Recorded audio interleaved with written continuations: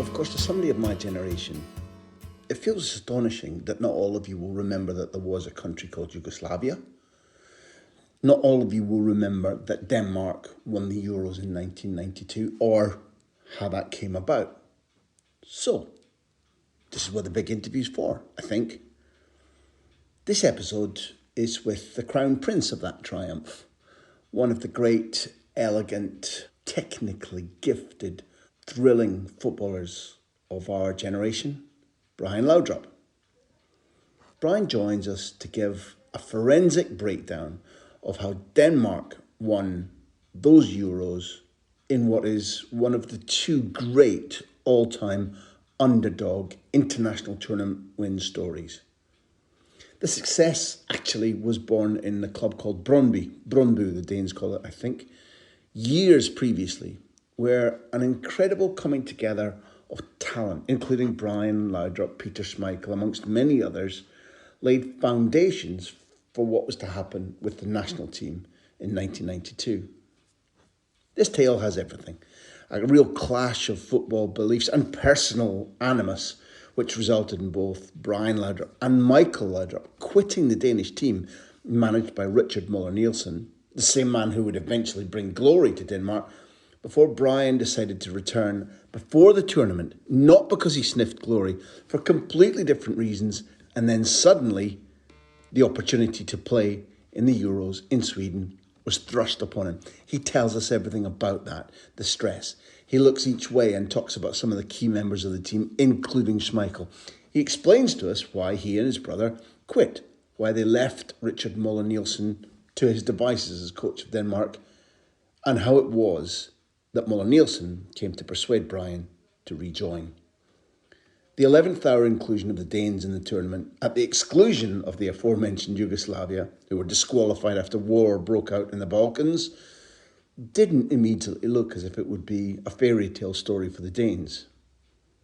However, this goes on to be a tale of epic proportions, featuring players like Effenberg, Klinsmann, Jean-Pierre Papin, Eric Cantona. Can the Danes really do it? Brian will break down Denmark's progression through the tournament, from the faltering early displays via the crazy golf and the Burger King or whatever it was. Fast food at a tournament. Yes, in 1992 you could do all that. And suddenly an influx of Danes into Sweden, a growing assurance as the Danes claimed major scalps like France and Holland en route to the final against Germany. Yes, there's a mention for England too. Overall, this is remarkable. A story full of good people doing things they didn't really believe that they'd be able to do. Lots of mentions of Schmeichel, Michael Laudrup, Moller Nielsen. Overall, one of the most thrilling international stories ever. And so many of you won't have heard it told this well ever before. We are The Big Interview. Thanks for listening.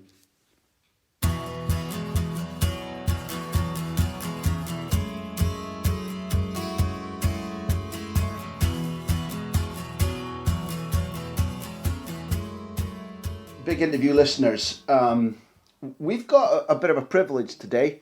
We are talking to the hero, the best player of one of the greatest international tournaments ever. And I'll let you know, listeners, there have been 36 European Championship and World Cup tournaments combined. And in my opinion, there only has ever been really two great underdog stories. And how appropriate it is just in the day that we're talking to be saying Viva the underdog, and let's not be ruled by the big money people all the time. Those stories are Greece and Denmark winning the European Championship. And I'd argue the Greece thing is wonderful for the people of that country, but they weren't an inspirational side. They were in fact pretty dull. Leaving one underdog story in the entire history of the World Cup and the European Championship, which is Denmark in 92. And we have the best player of that tournament. We have one of the men of the team of the tournament. We have the inspiration for the men in red and white, Mr. Brian Laudrup. Good morning. I guess you recognise the description that I'm giving there because you did it. We absolutely did it. I mean, it's it's strange to sit here and talk about something which happened, 29 years ago. I mean, time flies, as you know, and but it comes to my mind, the sensation, the feelings we had as players, going to a tournament, thinking about, okay, if we get 1 point, that would be a huge success. We don't want to be slaughtered. We don't want to just be criticized. We don't want to make up the numbers, but we have to sell ourselves as well as we can, and then ending up winning it. I mean, it was absolutely crazy stuff. And to this day, I think it's changed a lot of the players' lives, really. Can I take you back? Because we want to make this a really forensic examination of the tournament. We like people to feel like they were there and to understand it. Please feel free to tell me I'm wrong when I put forward ideas. But we've worked on this, and I was lucky enough to have enjoyed it. I wasn't full-time journalism at the time, but I was really rooting for Denmark. You were an exciting side. There are other reasons I was rooting for you. But I want to start by going back to what I call the Brøndby bunch. Because, again, if I'm right, number one, there had only been really a clutch of years since Brøndby had become the first full-time professional club in your country. And secondly, although we have to look at the team once you'd left Brøndby that got to the Champions League, the European Cup semi-final, my eye is nonetheless taken to the Porto game. The Roma game was in the UEFA Cup when she left, but the Porto game is the quarterfinals of the European Cup. And if I look at that side, I think there are 6 that started against Porto in a massively tight tie against the side that went on to win the European Cup that season. So you very nearly created a miracle before the miracle. And to carry that group, plus others, who go on to eventually play Germany, how much in professionalism, in culture, in the conglomeration of great players, in the European experience against Porto, did Brøndby look like a tributary, a beginning for what happened in '92? I think it was a huge train that got moving when Brøndby back in, I think it was 85 or was it 86, became full-time professionals. It was something which had never, seen the light of the day in Denmark. We were amateurs and, happy, good old-time amateurs. And if you wanted to play professionally, you had to go abroad, obviously.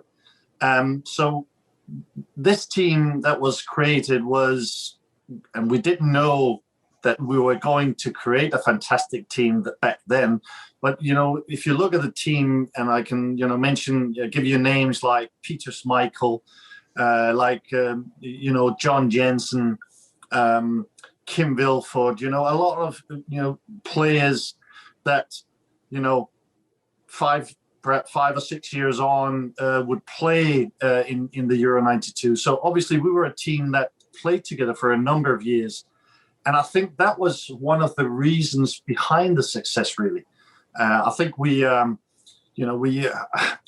it's strange, really, because from one day to another, we were like, a team that used to train perhaps 3, perhaps 4 times a week. And all of a sudden, we were full-time professionals, training twice a day and living, the professional football life. And that changed, I think, the mentality in Denmark, because I think we went from, as I say again, being, people that, love to play football after work, and not being professionals really, to start perform like that and live like professionals. And I think, as I say again, it changed the whole idea of football in Denmark, and to this day changed perhaps the perception of Denmark as a footballing country as well.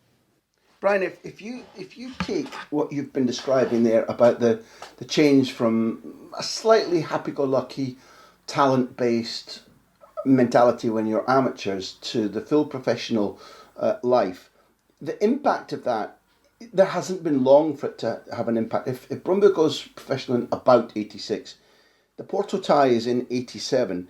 Can I put forward then that given that you run the eventual European Cup winners very, very close, the group of Schmeichel, Bjarne Jensen, Ole Østergaard, Lars Olsen, Kent Nielsen, Ole Madsen, Kim Vilfort, Peter Stephenson, Henrik Jensen, John Jensen, Klaus Nielsen, Tommy Christensen, yourself, coached by the late Ebbe Skovdahl, much loved in Aberdeen. Does that say that there must have been a hell of a lot of talent and character, because you didn't run Porto so close based on all the years of build-up of professionalism? 12 months doesn't make a massive difference. That must have been one hell of a group.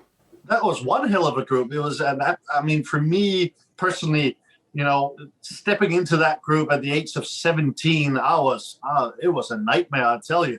I mean, can you imagine your seasoned pros and here comes Brian, Michael's little brother. Can he do anything at all? Is he a player? So I had to, I had some stick to, and I had to prove that, I could play a wee bit, So, but having said that, and you're completely right. It was a fantastic bunch of players, because I think we came together at the right time.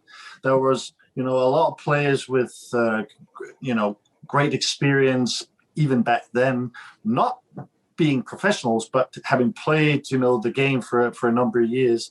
And then all the professionals, these talents bought from various places. Peter Schmeichel came from a small club in the area, to all the other players, gathered at Brøndby. And I think there's no doubt about it.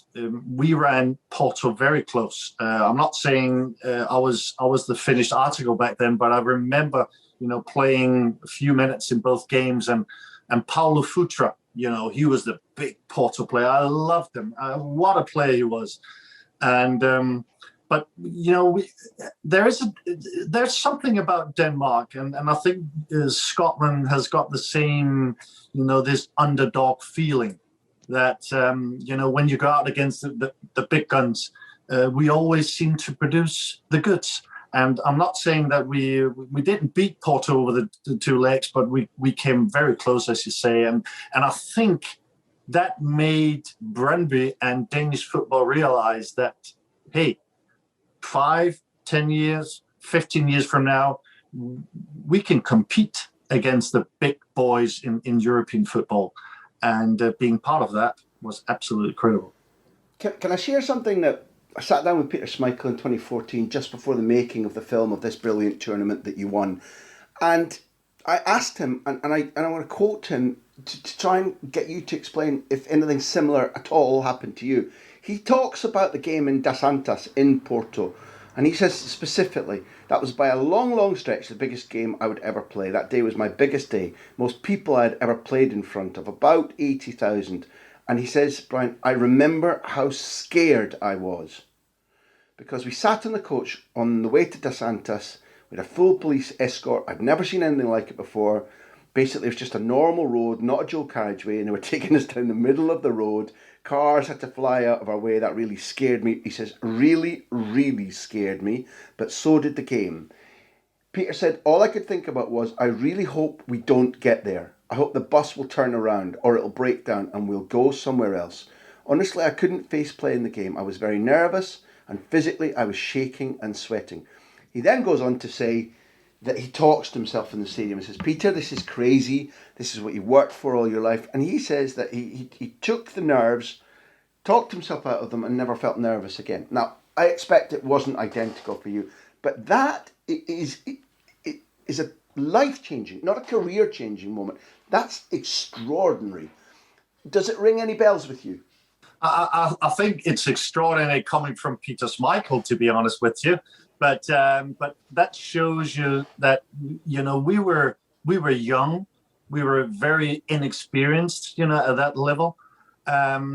Sometimes it can be very daunting and very scary, perhaps, to at a very young age, to all of a sudden, play in the European Cup, play a big team like Porto. We have been seeing Porto. Porto back then was like, perhaps, well, not comparable, but it's, for us at least, it was like perhaps watching Real Madrid or, Barcelona nowadays. So for us, it was all about not how can you say it, try and perform as well as we could, but knowing that we were immensely, we were underdogs in a big way, and just trying to perform at that level. But I think, as Peter Schmeichel mentioned it, and I think I was even younger than he was. For me, it was I came on, I think, in the second half. I played, perhaps, as I recall it, 10, 15 minutes. I remember Ebbe Skovdahl, who was my uncle. He told me just before I went on the pitch, he says, "Brian, get the ball, do something, take people on." And I was like, yeah, what are you talking about? I was 17 or 18, but again, I think it was an eye opener, really. And I think it's one of these experiences that you have to get through. And then after the game, you realize how lucky you've been, to play at that level, to actually, running very, very close to a huge upset, and then realize, I want more of this. This was the appetizer. Now you want the main course, and I think for a number of us, I left Brøndby 2 years later, but some of them stayed on and played in the semi-finals against Roma and all that.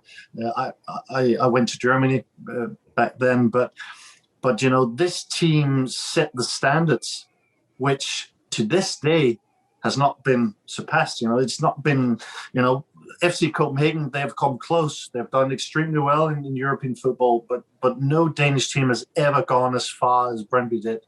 And that's what makes me proud of being part of that. I wonder, when your work with Brøndby and with Bayern culminates in you being handed your first international jersey, you mentioned your elder brother, but you didn't mention your dad, Finn, who's a Danish footballing legend, a leader, an exceptionally good attacking player. He became a coach, an international footballer who really only wore his last international jersey about 11 years before you win the European Championship, which is pretty extraordinary.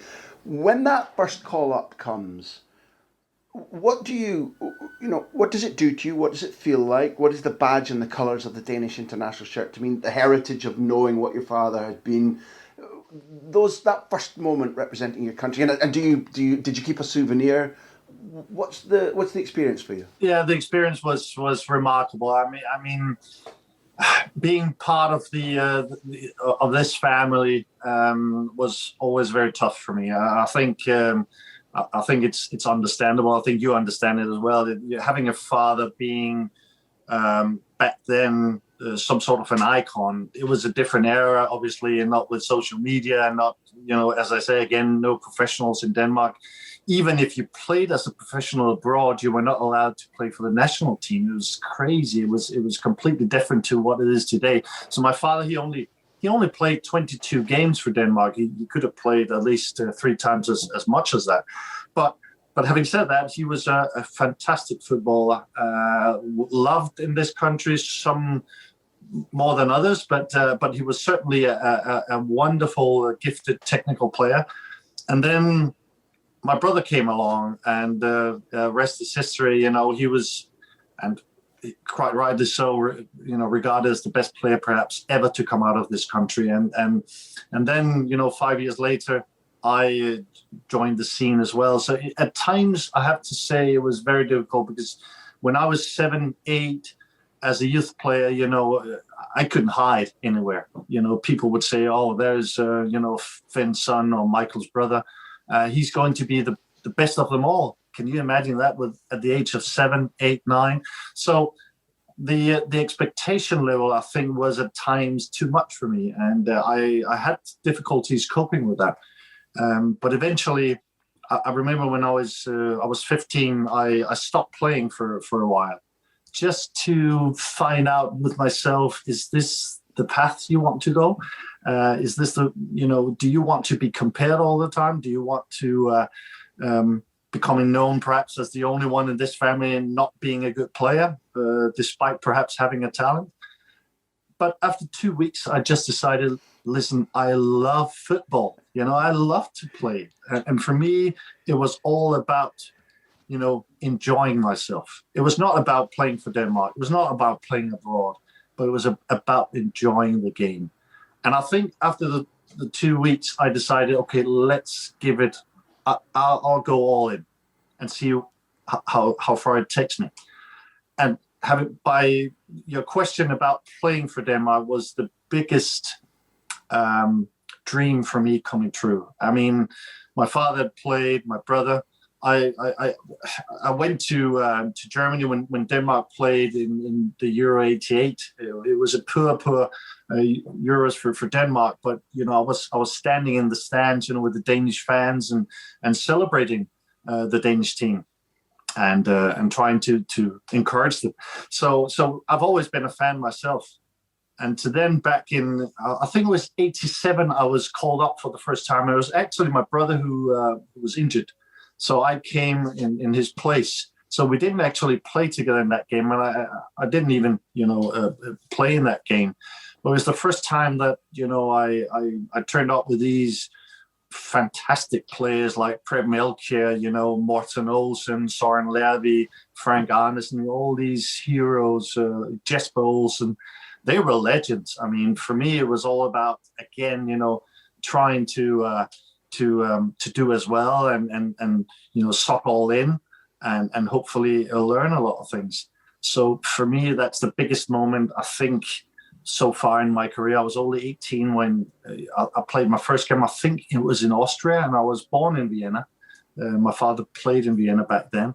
So it was a curiosity for me incredibly to play my first game in Vienna where I was born. A strange feeling in some ways, but it made me realize that I want more. As I said, before against the Porto game, when you experience that feeling of going out in front of your with the Danish top on, playing for your country, I think I speak for any footballer in anywhere in the world. That's the biggest feeling you can ever get. I have to ask you about the strange things that happened when Sepp Piontek, who'd been the coach of this dazzling Danish team in '86, which, again, some people, it'll be a Marmite experience. Do you remember the Uruguay thrashing? Do you remember the way in which they sneakily went past Scotland, which obviously was just a total travesty? Do you remember the Spain game? And coming forward, 88 isn't fantastic. There's no qualification for 90, and Piontek goes. Now, I think it would be lazy of me to say, I wonder if you had an influence. And it's quite late to be investigating a news story. But the choice of coach initially is Horst Wöhlers, who is your coach at Bayer Erdogan. Now, I'm not saying that you called up the Danish FA and said, listen, lads, I've got it all sorted. But it's a hell of a coincidence. And it also, what happens is quite strange. And it's not Horst who leads you forward to the triumph of 92. In fact, Horst doesn't really make it past a day in the job. Listen, it was, and I'm perfectly honest here, the Danish FA never, ever called me about Horst Wöhlers. And he obviously never told me anything before he was sitting at a press conference in Copenhagen. Can you imagine that? That's so weird. I remember, being in Erding, and on the day, Bonhoff, who was a world famous German international as well. He played in Spain. He was he was the assistant. And he says, Horst, he's not here today, so I'll do the training session. And I was like, what? And the next thing I hear is that he flew to Denmark and attending, a press conference. What he was not, aware of is that at this press conference, they're actually telling that he's signed a contract and he's the new manager for the Danish national team. So obviously they were not happy about that at Bayer Erding, and it never came about because they didn't accept that. So it was very strange for me. It was a strange moment for Danish football, and humiliating one as well. I think it was not the finest hour of the Danish FA by not having, secured his signature, not being aware that he had a contract for another 2 years at Bayern.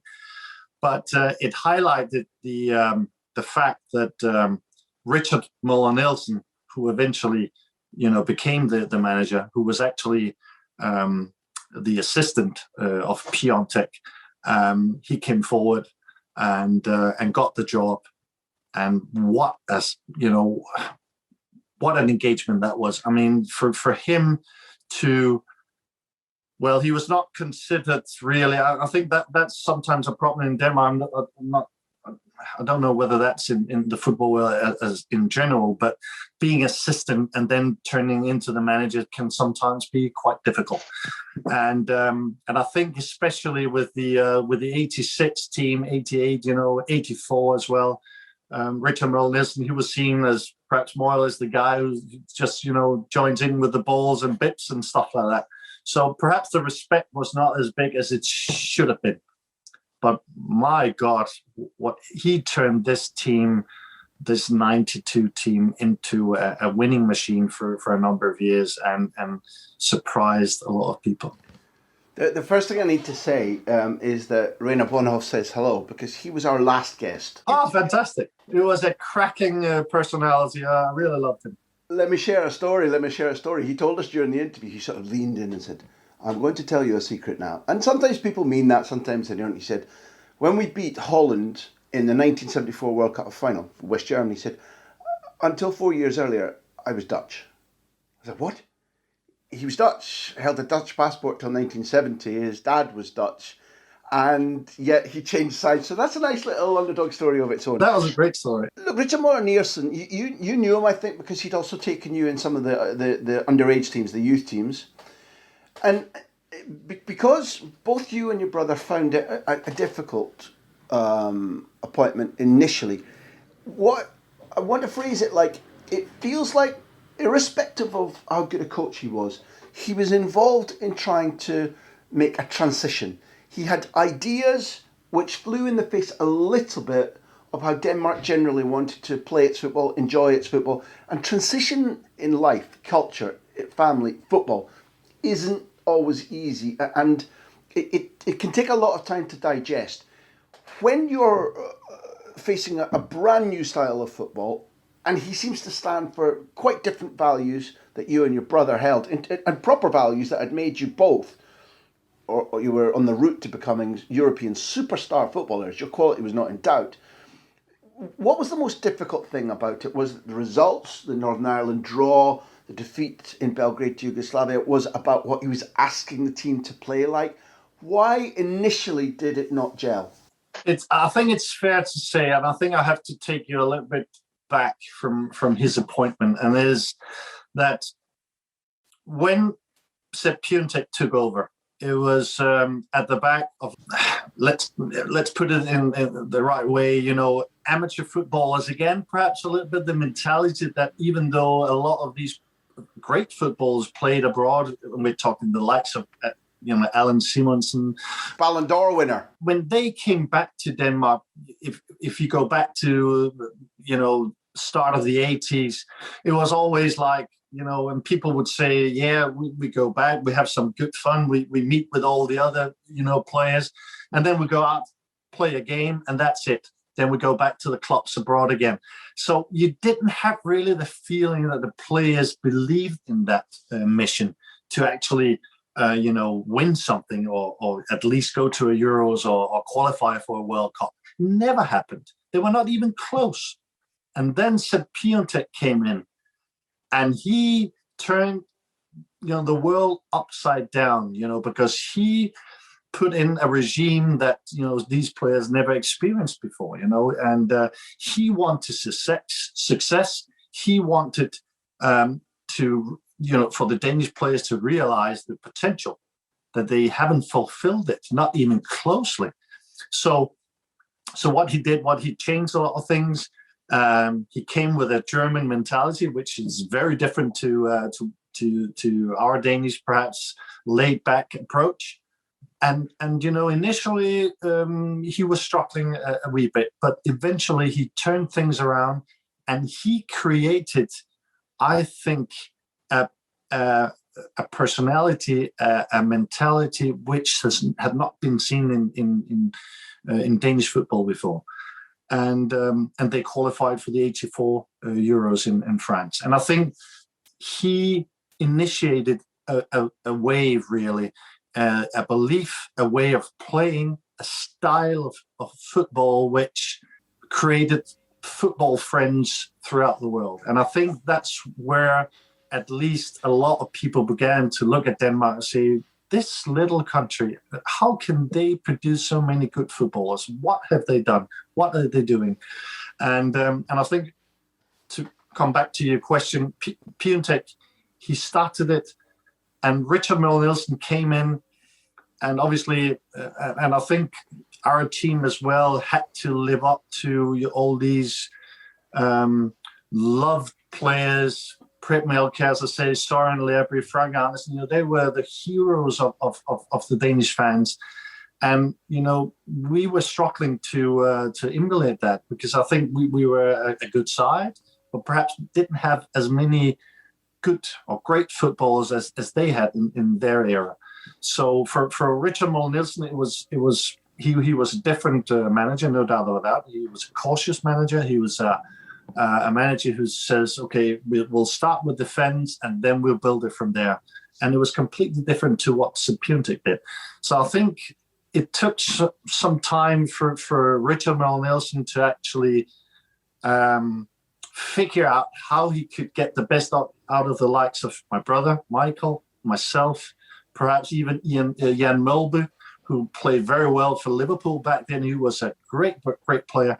But it just seemed to me that he was struggling with the idea to have too many, let's say, lazy players in his side, perhaps good footballers, great technique, but perhaps not the kind of footballers he loved. And I think that was the biggest question for me, that I didn't feel his, if I may say, his love initially. I felt that he struggled a little bit to find a way of us to play, and sometimes we even played in perhaps, in my view, some difficult positions we were not used to. And I think eventually, speaking to my brother as well, I made the decision to leave the national team at some point. My brother did as well. I have to say that for two different reasons. I think for my brother, he was very much involved with with Barcelona back then, played a completely different style of football at his club. So he didn't feel that he was capable of being successful.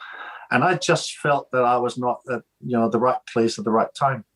So I quit the national team, and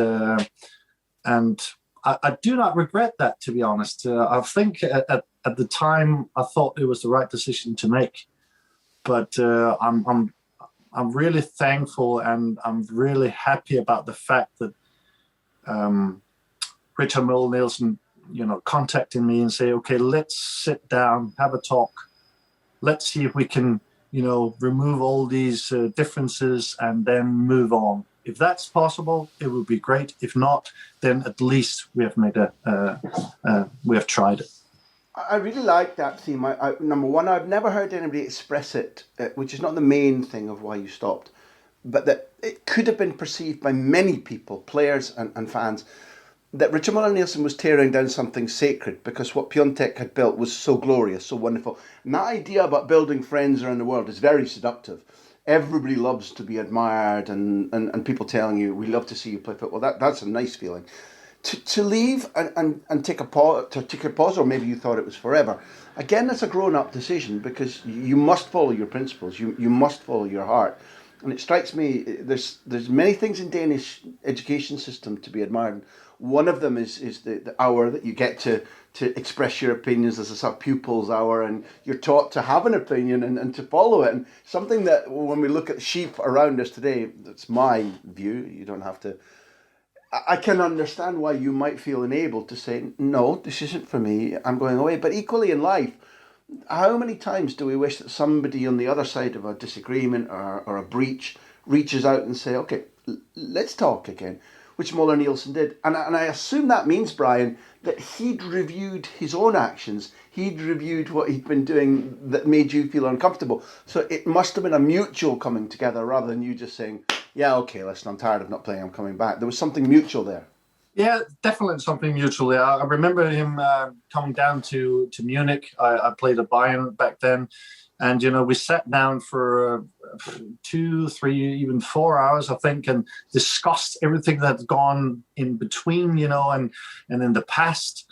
And I realized that perhaps there were some misunderstandings along the way, that by coming down to Munich, sitting down and discussing what we could do from here and move on in a positive fashion, that he was, really doing everything in his power to try and get the best players back into the fold. And I think by showing that, he showed me that he wanted me and wanted to perhaps not build the team, because I didn't expect to be built around, but he would certainly try and put in the qualities I had into the team and implement that as well as possible, because I understood completely, as he told me, that perhaps the team that we had, following in the footsteps of the 84, 86 team, we weren't perhaps as prolific.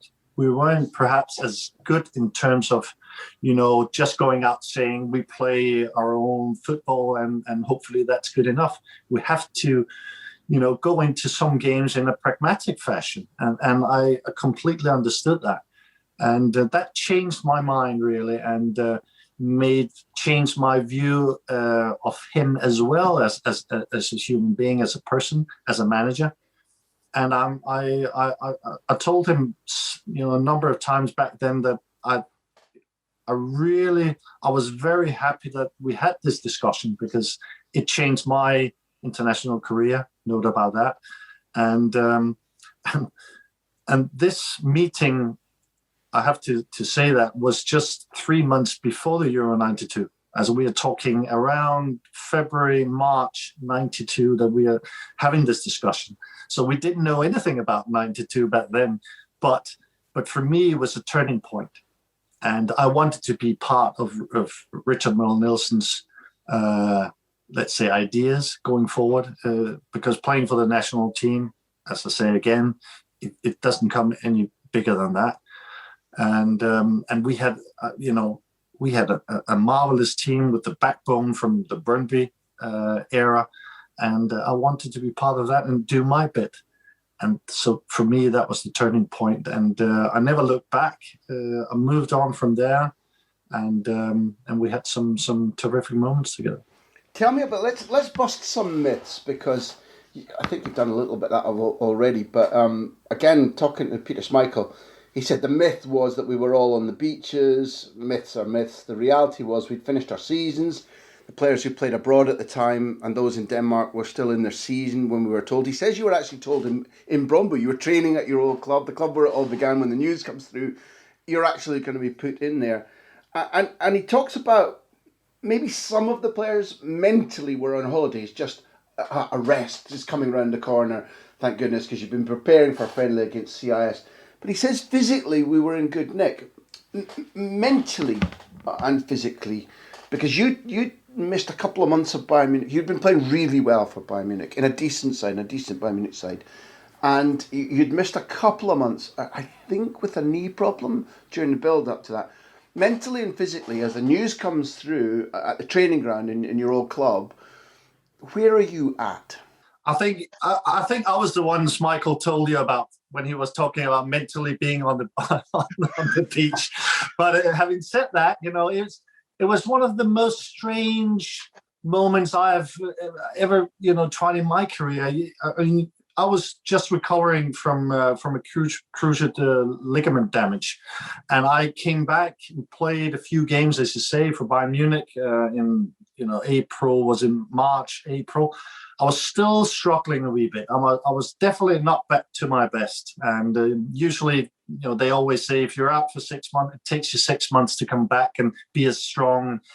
Physically is one thing, but mentally, there's you're always very worried about getting injured again and stuff like that. So I was told by Bayern Munich when the season ended in I think it was early May, to stay behind for a number of closed door games and just to build on my fitness for the next season.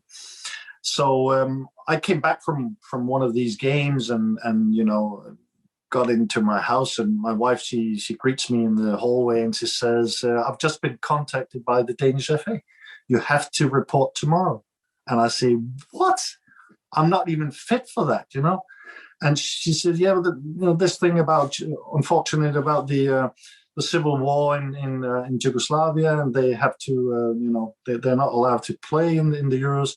So you're going, and you've got 8 days to prepare for the game against England. And my first initial reaction was, I'm not going. No way. I mean, I'm not ready for that. I don't want to be. Let me put it this way. I mean, if you play in the Euro, or let's say a World Cup, you need to present yourself as at the best of your ability and at the top of your powers. And I was not feeling that way. I remember I looked at my wife and she says, "What are you talking about? You have to go back, prepare yourself as well as you can. It's a huge opportunity. It's a fantastic moment for Danish football. We've never played. These players never, being at the Euros. We didn't qualify, rightly enough. Yugoslavia was a phenomenal side in that season, but unfortunately for them, and they had to withdraw. And I think to show them respect, obviously we needed to go and do everything in our powers. So I remember, I was very hesitant because I felt, I don't know whether I can play one game. Can I play 2 games? Will it be like half an hour there, half an hour here? But again, I picked up the phone and I phoned with Flemming Pals. He was with Dortmund, I think, back then in the German Bundesliga, and we always played together up front. And he was all over the moon. He was talking about what a chance it would be for this team to show the world that we can play a wee bit of football as well.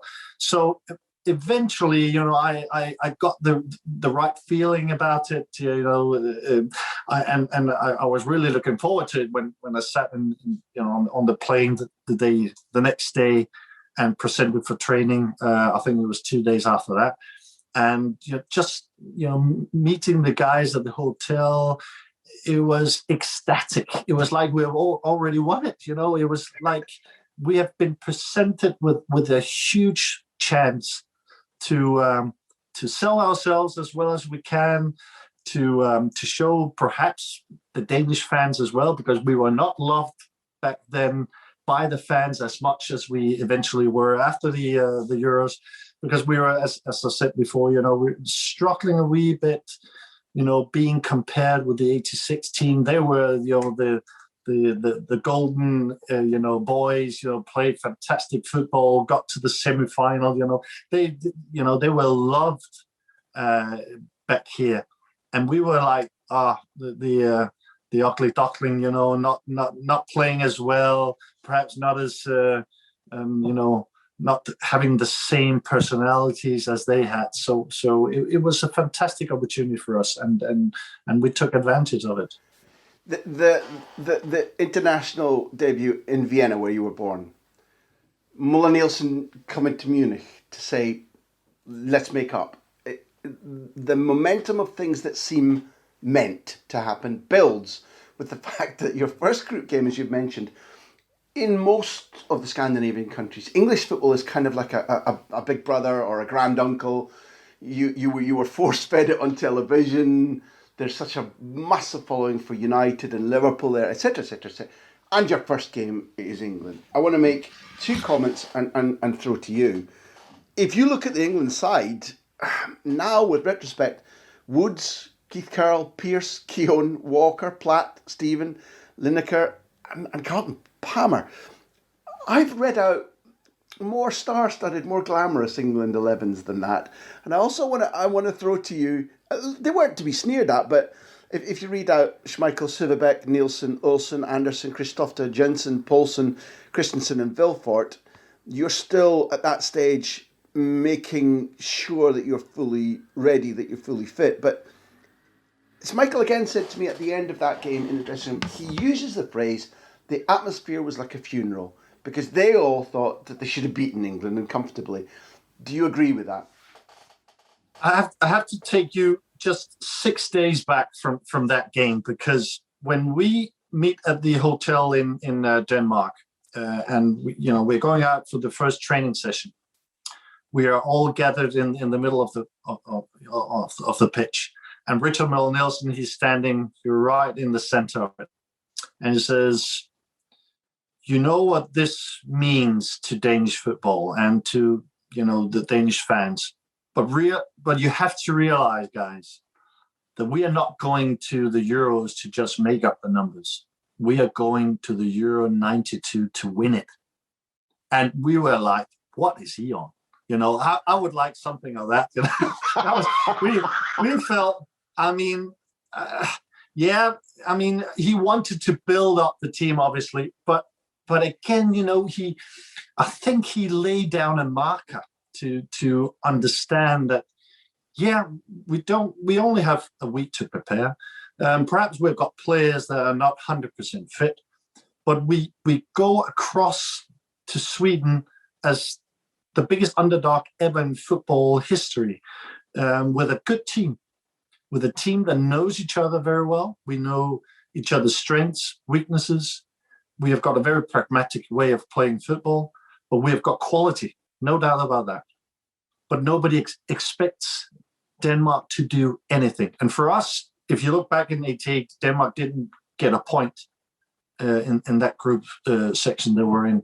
So what we said, we went straight to the press before that game and said, if we just get 1 point, then we're better than the '88 team, So, and basically that was enough for us. So we went into that game against England, obviously expecting them to be a very tough game. They're prepared for 3, perhaps even 4 weeks. We knew that there were a lot of criticism back in England with that team, perhaps not being as prolific as former international teams. But again, I think people expected England to beat us quite comfortably. And we played very well. I mean, we came out, we ran as much as we could.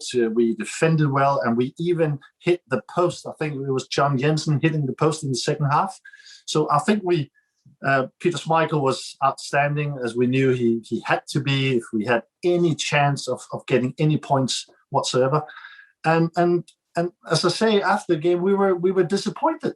Can you imagine that? I mean, preparing for a week, 0-0. 1 point against England. We were in the competition, but we felt like we should have beaten England because we were a handful that day, and it just showed the character we had. We were just getting into. I think if we had been beaten by England 3-0, I think that would have been it. But I think that built up a momentum that if we can get a point against England, perhaps against Sweden, if we can get something out of that game, you never know. And then all of a sudden, you play France in the final game. So it was a huge turning point, and it made us realize perhaps we can do something here. We can't win it, but at least we can upset a few people. We're really lucky. I love the phrase that you said, we were a handful then. That's a great phrase.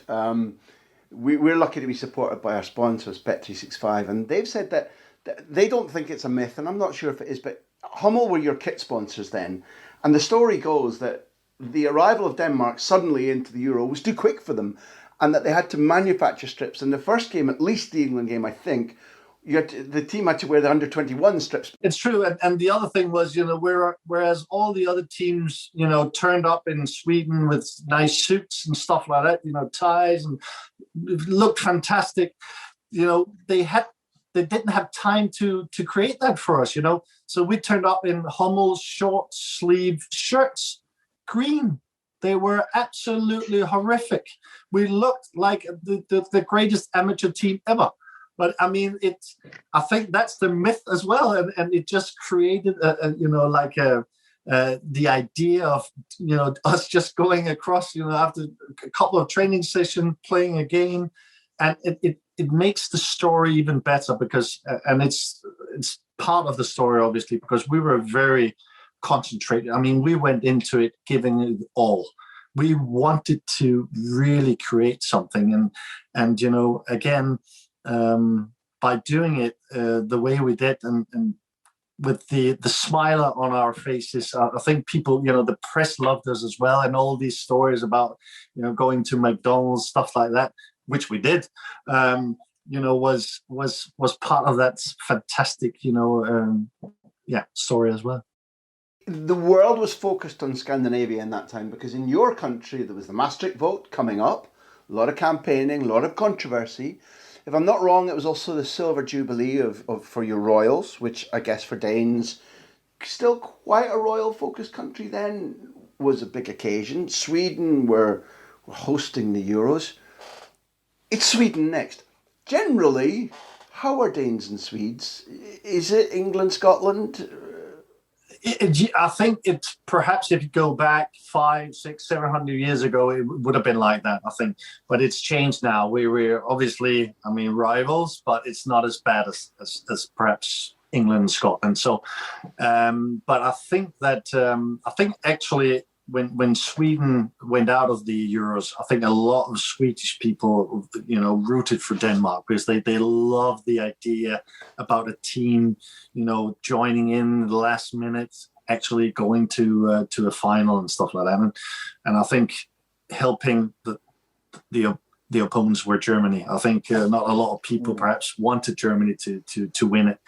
Having said that, it was incredible. Yeah.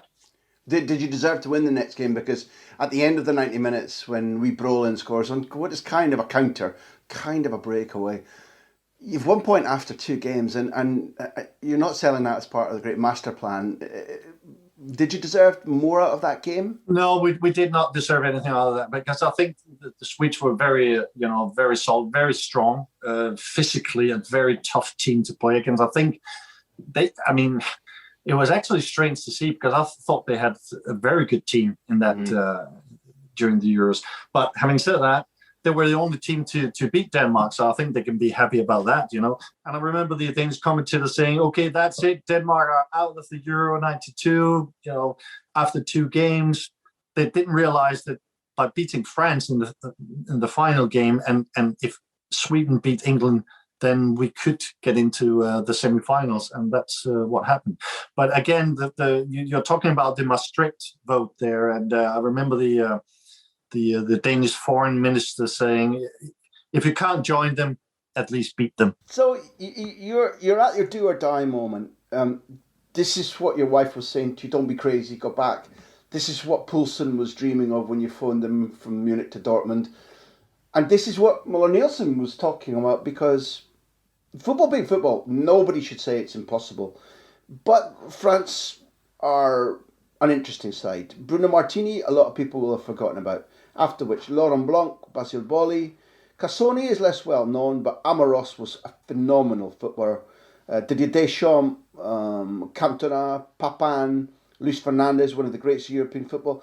Managed by, I'd have to say, not one of my favourite people in Michel Platini.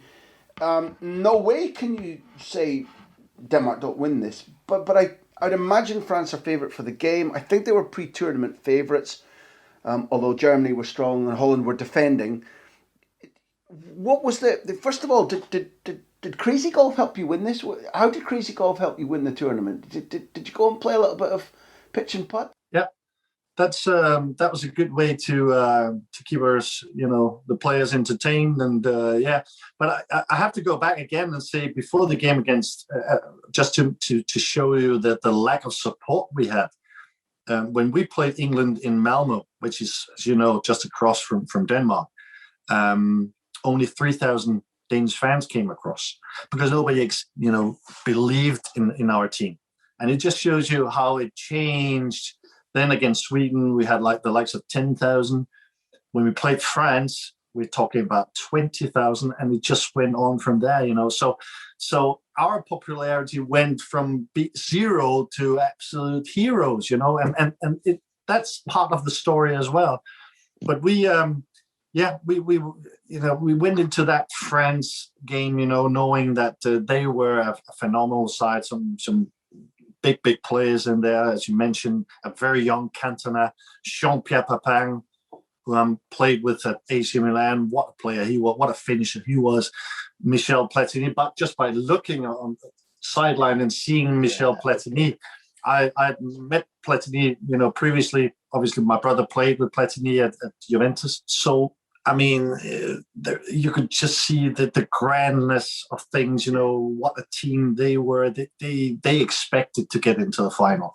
And I remember, standing, just before the game when we went on the pitch, they were looking at us like, this is going to be easy.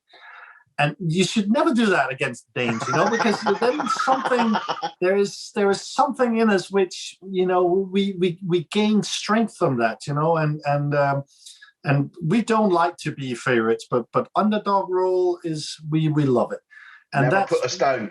No, exactly. And then we came out and for the first game with Henrik Larsson, who was a very good midfield player, who went on to play in Italy as well.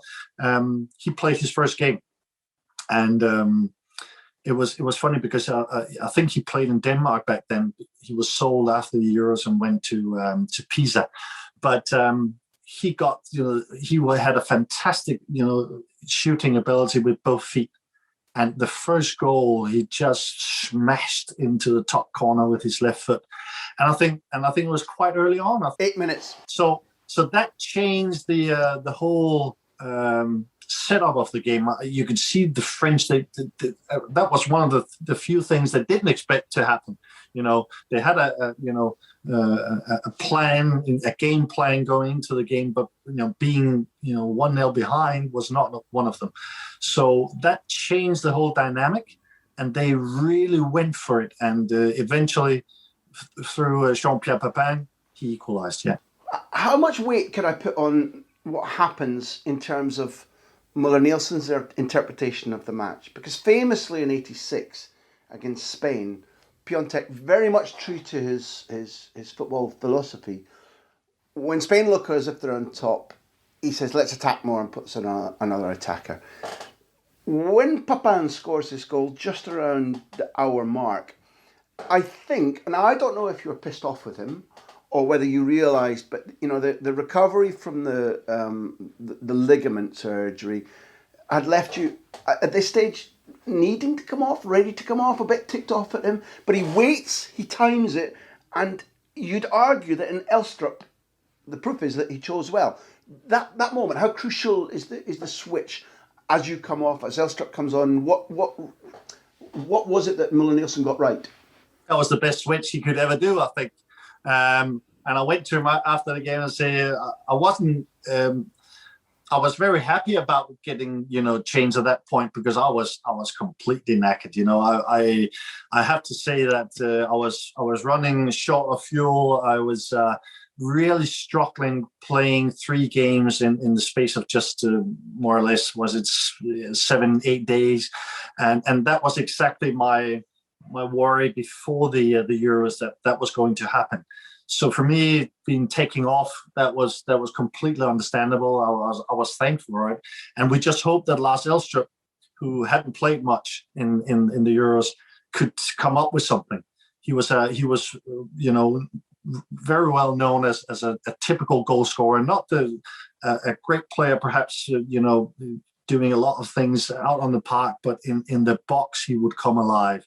And surely that great pass from, I think it was Flemming Poulsen, it looks like he was offside, Flemming Poulsen, but he wasn't. And then he just went through a wee cross and he tapped it in. And what a feeling that was. We went absolutely berserk on the bench, you know, and it was like, you know, I mean, something which we, and I have to say, before the game, when you know, when the players we spoke about this France game, we thought we could do something. We really thought that it was going to be a very close game, but if we could upset them and work our socks off like we did all tournament, then we could create an upset. And you could see, you know, the French players began to argue on the park, you know, nice. and then, you know, you have them, you know, then they're, you know, they're in your pocket. And that's, and I think the goal came at the right time. You know, we could defend the rest of the game, put a lot under pressure, obviously, by the French. They went all out for it, but we held it, and we were in the semi-final. We've got people called socios who are like season ticket holders, but they're people who've been behind us. This is you're our 6th anniversary, so thank you. This is our 6th anniversary as we speak. And Robert Ryan is one of them. He's an extraordinary guy. You'll be able to guess who he supports by how he opens his message to you. Hello, Sir Brian. So, yeah, Robert is definitely an ultra Rangers fan. He says that he watched the movie documentary about your Euro 92 side recently. He really loved it. He adores you. He calls you one of the lightning rods of creativity and spark in the side, and he wonders how much you embraced and enjoyed that responsibility. And tied into that, I want to think now, because Robert's point is that as you've beaten France, you're through the group, you know you're going to play the holders. And the holders, if I have my way in life, I look at the Dutch team and I say that they are a better team, they're more thrilling and creative team than the team you ultimately beat in the final. I wonder, taking from Robert's point there, at this stage with Holland in the near distance, what's happening with, are you getting time to chat to your dad? To Michael, who's sitting on with a kind of, not a split heart, but a little bit sore and excited. Your wife has encouraged you to just say, focus, go. To what extent in the gap between France and Holland, is there a chance to relax, to speak, to try and not get worried now that there's expectation because you've beaten France? What was happening then? Then now you get to a stage where you can actually see, you know, the final in front of you, you know, and we couldn't see that when we went to Sweden. You know, it was, as I say again, it was all about getting 1 point, taking from there. If we had 1 point, then that would have been a success. But now all of a sudden you're actually looking to play a semi-final against the holders. And for me personally, that was the best team at the Euros for me. I mean, if you look at the players they had, it's phenomenal. Bergkamp, you know, Van Basten, Koeman. I mean, you can just keep on mentioning those, you know, legendary names. But there's one thing about the Dutch, and I've played in Holland myself, that sometimes, you know, they're so convinced of their own greatness that perhaps sometimes they can become a little arrogant. And I think they did. I think they, you know, for them, playing Denmark was a free ticket to the final. That was my impression. And I think, as I say, with the French, even before we went on the pitch again, you know, the Dutch, they looked a little bit like, yeah, you know, Gullit as well, you know, all these great players. And we were standing like small boys, you know, and, you know, honored to play against the likes of these, you know, truly world famous names. But there was one thing that we always talked about in before the game. It was like the Dutch will always, they play very open. So they will give you space. If we can defend well enough and use the pace, the likes of myself, Flemming Poulsen, And then again, if Henrik Larsson could get in, close to the area, then we have a chance. But we have to defend well because they have got so much skill on the ball. They have got so much creativity that if we are not compact, then forget it. You will get slaughtered.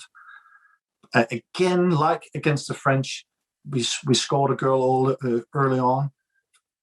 Henrik Larsson 1-0, and again that changed the dynamic, and we felt that getting the first goal, attacking, and we attacked I think a lot more in that game than we did in all the other games in total. So yeah. That's a deliberate decision from Moller Nielsen to use what you've identified. There'll be space, so let's not just wait for the space to arrive. Let's try and punch into it, right? Yeah, because they have got so many players that wants to go forward. Even their fullback were very attack minded.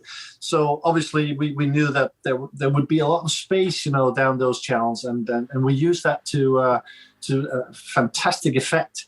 I had a chance early on, almost one-on-one. I missed that one, unfortunately. I think it came too early in the game, so I was not ready for it. But not an excuse, but just to try and tell you why. I think we were a little bit surprised how much space we actually got.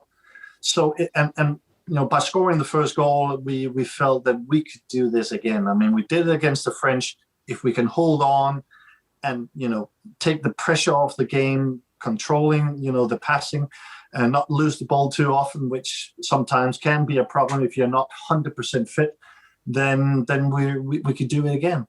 And then eventually they equalized. I think through, was it Bergkamp? Yeah. Yeah, it's 4 minutes from the end. Bergkamp gets the first. You're sorry, you're still, because Larsson hasn't put you 2-1 up yet, but the two scorers are Bergkamp and Rijkaard. You talk about Bergkamp, who to me is one of the outstanding footballers of modern European history, and because he didn't win the Euro like the trio who went to Milan did in '88, I think he's still slightly underthought of. But for my taste, and I know you share a club in that you spent time at Ajax, successfully at Ajax, so did Bergkamp. To me, he just glided. He was super intelligent, tough as nails, to hold his own in the Premier League later on in life. Just an extraordinary footballer. Oh, a fantastic footballer. And I think he was just back then, finding his feet in the national team as well. The likes of Gullit, Coleman, Van Basten, obviously the big, huge names, but he was taking over for them, and It was a delight to play against teams like that, because you could see the way they handled the ball. Every player attacked, every player defended. From Johan Cruyff philosophy, it was fantastic to play against. But as I say again, we had something which, when Henrik Larsson put us 2-1 up just before halftime, that we thought, okay, 45 minutes and then we're in the final. We have to make sure that we keep on going. We were tired, yes, we were, and eventually again, I was knocked down in the second half and taking off again, not being able to play the full 90 minutes, and watching Rijkaard scoring the equalizer. I think it was it 5 or 6 minutes from time, and we thought, oh my God, we're so close, and you could see on all the players that they were running so low on fuel, not being able to get the legs forward. So it was just about keeping tight, just keep the players back and hope for the penalties and make Peter Schmeichel do his job. Our kind sponsors, Bet365, want you to answer a true question. It's important that you're not playing when you're injured or coming back. It's a very tough game. There's going to be extra time. It might have been the right timing for you to be off the pitch, but for a leader, for a truly great footballer like you, there's a lot of frustration that you can't help them see out extra time or win in extra time.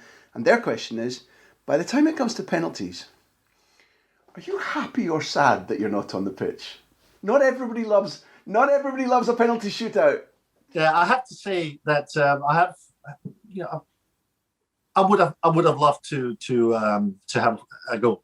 No doubt about that. Usually, I always say that I prefer to have the final one. I mean, the fifth shot, because either you're hero or you're zero. So it can go either way. So I've always done that.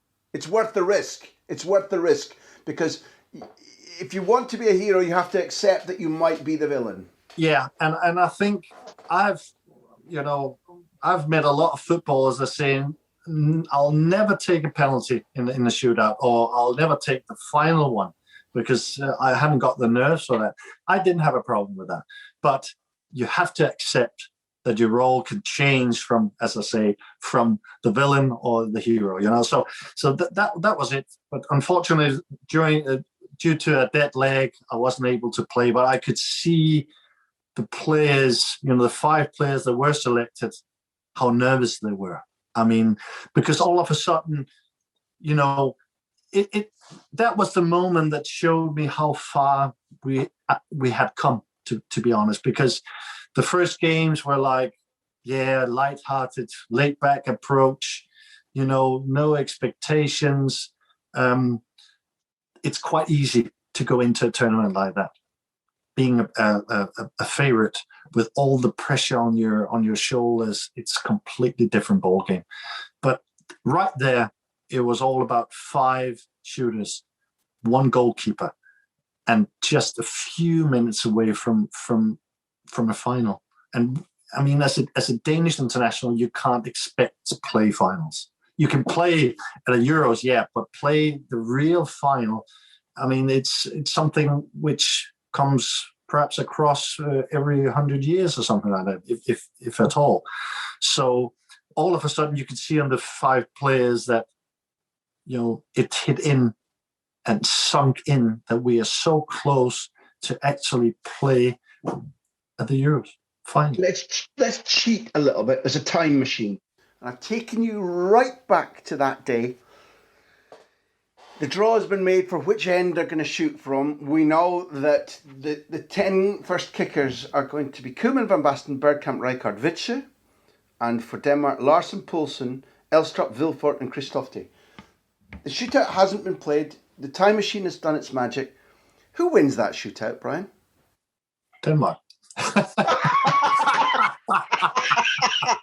I mean, if you look at as you say, at the kickers, you know, you would say that you know, it's a world class setup from, you know, the Dutch players obviously are huge favorites, and there was at least one player you would say he's a dead cert, and that would be Van Basten, and he's the one who misses it. You know, so sometimes, you know, even the best players in the world can get to you. You know, the emotions, the nerves, and you just have to say that Peter Schmeichel, he did extremely well, no doubt about that. But again, if I had looked at their players, I would say, I mean, he's a world-known, world-famous goal scorer.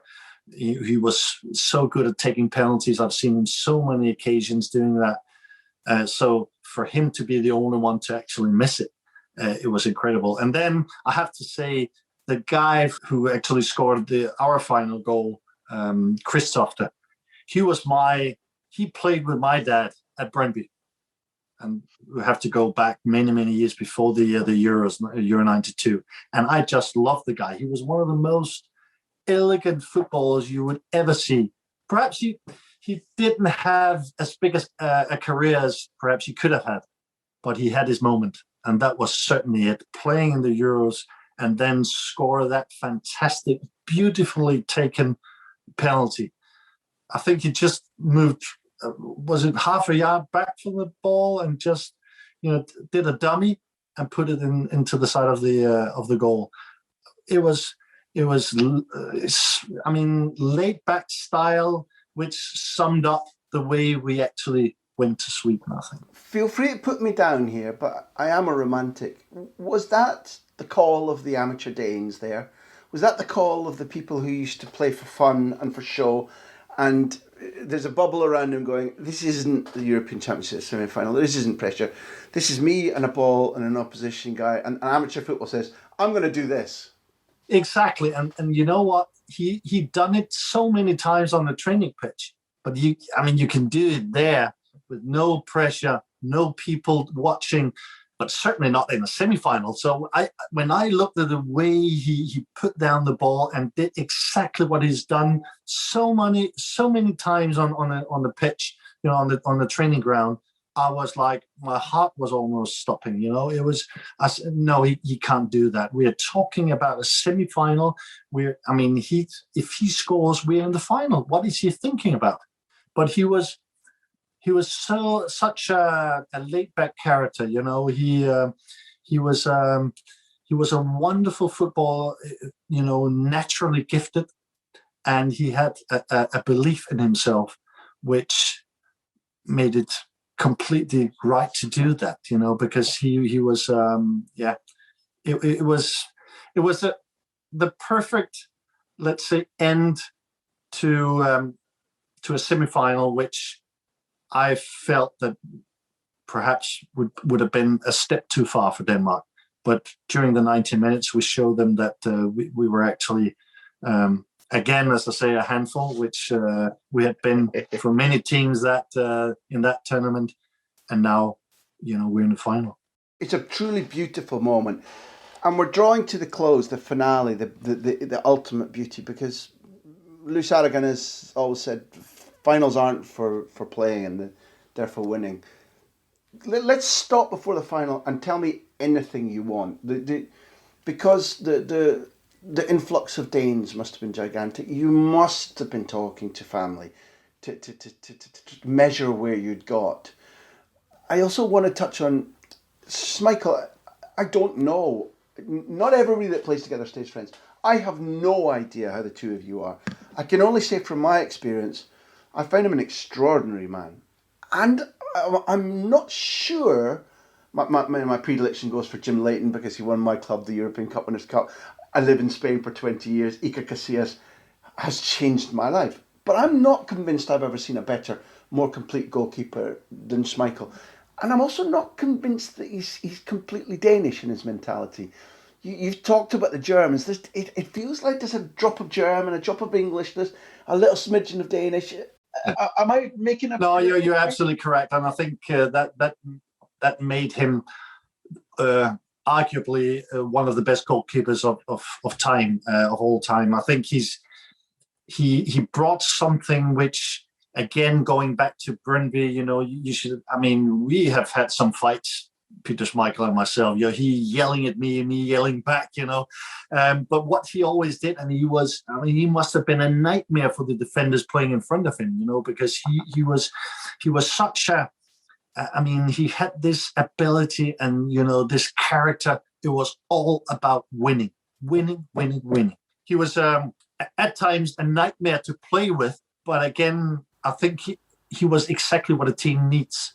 And I think you've heard that from players, Manchester United as well, saying about Peter Schmeichel, he could be a nightmare at times, But again, he was a winner, a serial winner. He was the perhaps in his mentality more, as you say, German than Danish, because and perhaps he brought that winning mentality to the Danish national team. And I think he was one of the reasons. We have to say that without his heroics between the sticks, we wouldn't have won it, especially in the final.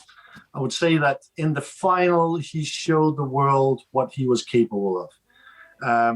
I recall one save, which I think came from Klinsmann, who just turns and shoots, and it's down in, I think it's the right-hand corner.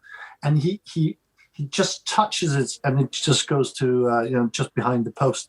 And it was one of these saves that you couldn't expect him to save that, but he just shows the world that what he was capable of. He was a big lad. He was vocal. He was quick in 1v1s. Even in training sessions, it was difficult to score against him. You always had the feeling if you came one-on-one with him, I haven't got a chance. So that's what he brought with him, and he made all the players around him so much better. So for me, he's up there. with the most important players in old football time, I would say. I know you won't be shy of telling me if I'm wrong, but I wonder if, looking forward to this game, the fact that you've played with Jürgen Kohler and Stefan Reuter and played with Effenberg, and that you've played against Ilkner, Buchwald, Helmer, probably, I think, not played against Bremer and Klinsmann, who'd gone to Inter at the time you were in Germany, but you've played against Hassler, you've played against Karl-Heinz Riedle, you've played against Thomas Dahl, either for Erdogan, a hell of a lot of names, but either for Erdogan or Bayern Munich, you've played against Dortmund or Karlsruhe or Köln, and as good as they are, to you at least, and to Poulsen as well, they're known quantities. That helps a little bit? Yeah, I think so. I think, obviously, having played, I played with, as you mentioned, Reuter, Effenberg and Kohler, and they were top-class footballers, no doubt about that. Really top class. I have to say, Jürgen Kohler is one of the best man markers I've ever seen. You know, his games against the likes of Van Basten, you know, the years before that, they were like, you know, games of the game. You know, it was incredible to watch. He could have survived in Catenaccio, couldn't he? In the Italian era of, he was like a limpet. He was so good on, you know, because back then you played with man markers, not comparing today where you play in a different way, but he was a specialist in neutralizing, you know, good attacking players. And I played against him in training sessions, you know. That was tough. I mean, Maldini was tough at Milan, but Jürgen Kohler at Bayern Munich, that was really difficult because he knew all the tricks, to be honest. And but again, you know, Stefan Reuter, one of the quickest fullbacks you will ever find. And and Effenberg, he was beginning to, create a name of himself as well. And speaking about Effenberg, you know, he phoned me on the night before the game, of the final.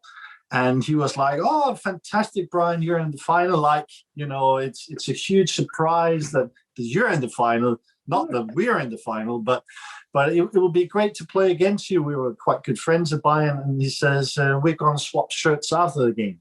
Yeah, no doubt about that. Say, if you want a winner's medal, your winner's shirt, you get it. And then what happened after the game? All of a sudden, he was gone, and I never got to see him before after the summer when we joined up with Fiorentina. Did it feel like he was slightly patting you on the head again? Again, you know, the thing you shouldn't do to a Dane, you know, and I think we went out into that game. I mean, if we were struggling early on in that competition, we were really struggling to find 11 fit players because we had so many, you know, I had a dead leg. We had players with hip problems, calf problems. I think John Siebeck was playing actually with an injured calf. So we were really struggling. We only had, I think, 3 days between the semi-final and the final. So it was all about getting these players treated, no training sessions whatsoever, just getting these players, you know, fit to play 90 minutes. And we have to say, we had a feeling, and I have to be honest with you, we said before the game, we have a chance, but we need to be very cautious because, we've got so many small and niggling injuries that if we lose those players, then that will be it. So if we can keep it 0-0 as long as possible, you never know what's going to happen. So that's the mentality we went into that game. And there's something about John Jensen hitting the goal, which didn't happen that often. And he at the warm-up before the game, he was actually exercising that shot, and he was not hitting the goal once in 10 shots. And then he got, the ball, I think was at around 25 minutes into the first half. I think so, something around that. And he just punched it beautifully with his right foot, and it went straight into the top corner. And what a goal that was. And that goal, if ever a goal can give you energy, that was the one.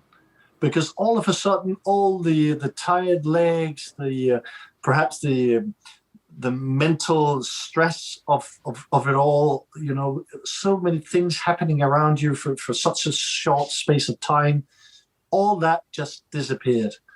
And that gave us the feeling that if we, and with Peter Schmeichel, as I say, doing his heroics, if we can keep that up, then we could lift the trophy.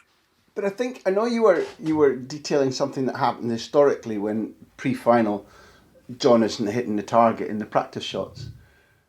But I think you spoke euphemistically about it because he wasn't really a scorer. The goals, getting near the goals, you were being gentle in it. Getting near the goals often gave him vertigo. But he seems to have been, if not Schmeichel-esque character, quite a character nonetheless. I'm not sure what Faxe actually means, but he's widely known as Faxe Jensen.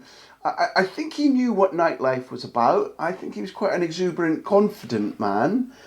And if I'm not wrong, he kind of told everybody, what's the big fuss about the goal? This is what I do. This is what I do. Well, he would hit goals like that perhaps once, twice a season. I mean, we're talking about that. He could do it. I mean, he had a good shot. I know that Arsenal fans are still waiting for it. But having said that, I think he was quite an underrated footballer. I think he was, he has, strong legs. He was running a lot. Good technique, actually. He was good on the ball. He would put himself in front of the team. He was a real team player. Actually, his name Faxe is a beer brand here in Denmark, one of the smaller ones. So that's why I'm not. So that's why he was always called Faxe. But he was a great lad. He was great fun.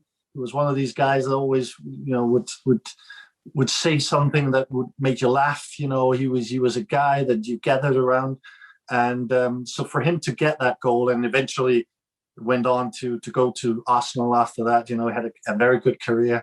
But it was very unexpected to actually see Faxe getting that goal. But having said that, it was a strange Euro 92 because none of the attacking players did get on the score sheet, which is quite unique, really.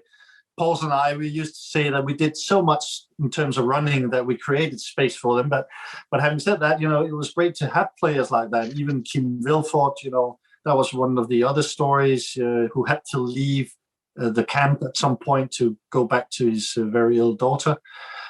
He came back for the final because his daughter told him to play the final, which he was not, sure of. And he came back and got the winning goal as well. So we had a number of good individual players from midfield that could actually get the goals, and that made the difference. I don't want to be stupid, Brian, I really don't, but so many times in this story you've talked about things happening, events conspiring. We've established, and from me, that the respect for your ability, character, the way in which you treated the tournament is absolute. But when you top off Vienna and Moller Nielsen reaching out and Yugoslavia, and then you mentioned Kim Vilfort, is there any part destiny plays in this that he goes away? His daughter will subsequently die. She sends him back to play. As you're a dad, I'm a dad.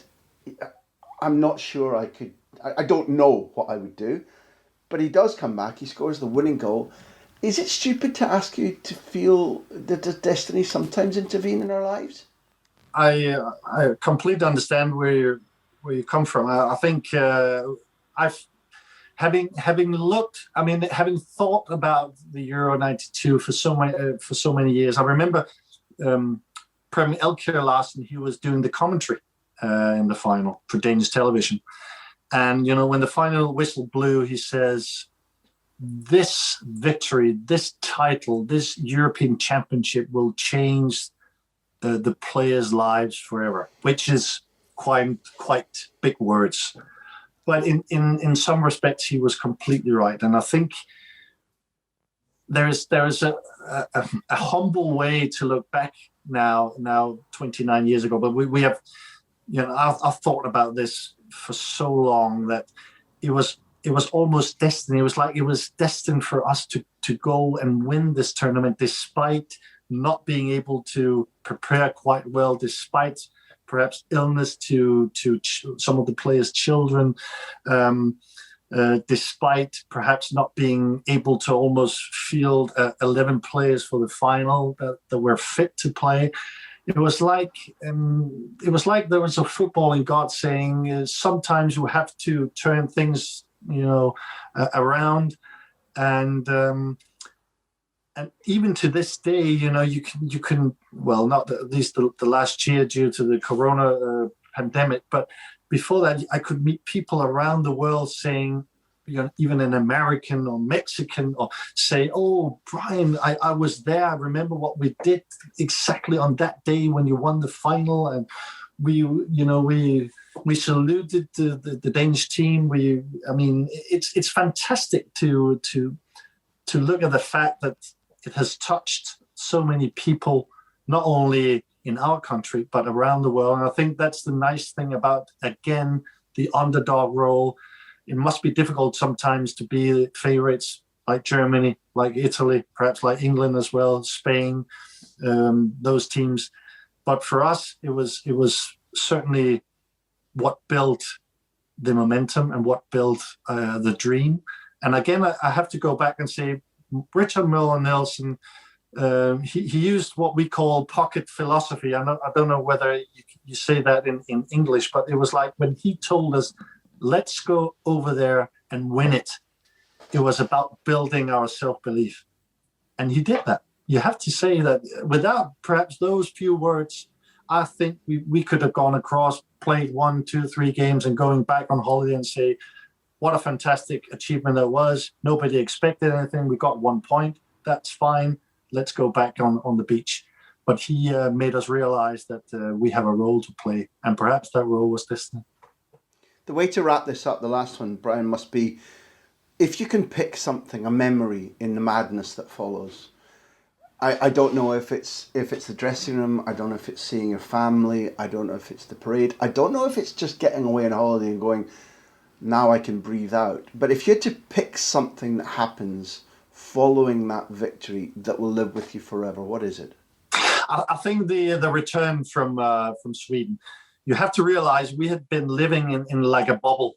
We talk about the corona bubbles right now, but we lived in a bubble in Sweden for 3 weeks. We didn't really hear a lot of things, what was going on back home. We only got to see some newspapers where we could actually, when we beat Holland, there were 50,000 people in the city squares, and people were like crazy. And we thought, oh my God, what is going on back home? That was the real. Then we began to get an idea of how crazy things were back home. But when we landed, we were received by 2 fighter jets on both wings, escorting the flight to the airport. And we went over the city center, and it was completely packed. And we're talking about perhaps 300,000, 400,000, 500,000 people. And we haven't seen so many people in the streets of Copenhagen since the end of World War II. So we're talking, not comparing that, but again, it just shows you how crazy things were. So we went, from the airport. It took us about 4 hours to get through a mob of people coming over just to celebrate, to thank us, to handing over, beer bottles and, cases of beer and wine and stuff like that, champagne. And it took us, as I say again, to get into to the city center, it took us 4, perhaps even 5 hours. And that was the most crazy experience ever. I mean, you can't prepare yourself for that. And that will stick with me forever. It was crazy. It's one of these moments that even you can dream about as a footballer, as a football player, but to actually experience it, no, that was different class. Brian Laudrup, European champion. Everybody listening will have been given a stimulus, permission to dream again, and to think that in all our lives we can achieve a dream, we can do more than we believe we can, that football, even in the time that you and I are speaking, disgusting things have just been announced in European football. This is a breath of fresh air to say, do what you enjoy, be good at it, believe, be a handful in life. Brian Laudrup, thank you for being on The Big Interview. Pleasure.